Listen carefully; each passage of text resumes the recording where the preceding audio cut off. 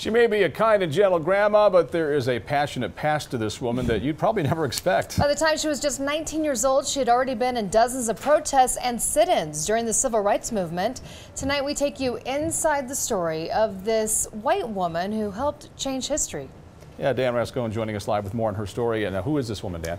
Yeah, Mark and Shauna, she's 73-year-old Joan Mulholland. Not a name you're going to recognize, but you take a look at some of the old photos from the civil rights era, and there you'll find her on the front line of history. And it didn't matter that some wanted her dead. I like your library. A sweet, rosy-cheeked grandma preparing. Did you have it in a bow or just a tight? Like that, yeah.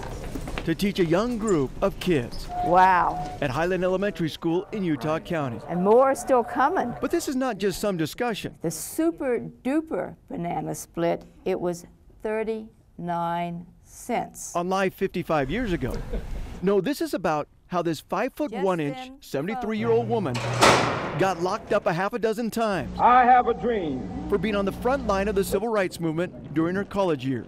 Yes, sweet Joan Mulholland, a white woman, staged sit-ins, did protest, and fought for the rights of blacks, walking and talking with Dr. Martin Luther King and many of the other key civil rights leaders. How many protests were you involved in? All total, probably pushing 100. She was even on the most wanted list of the Klu Klux Klan. We knew that somebody was going to get killed. Making for some very scary situations. Do you feel like your life was in danger? We all thought we were going to die. But Joan wasn't about to give in. I'm a Southerner. This was to make the South best that it could be. Were you willing to give your life for this cause? Did you have a choice? If you were in it, you were ready to die. But you're going to die. It's just, are you going to die crossing the street when you get hit, or are you going to die for a cause? I don't do nobody nothing.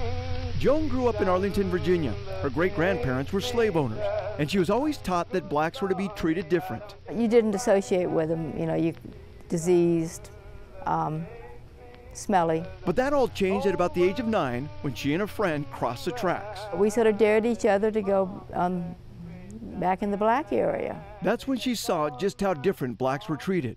It just was in your face how bad the discrepancy was and how unfair. Joan would enter college in the early 60s during the peak period of the civil rights movement. She didn't hesitate when asked to protest and get involved in sit-ins. This is a dress that I wore. She still has that dress she was wearing when this picture was taken. But the black students couldn't sit there.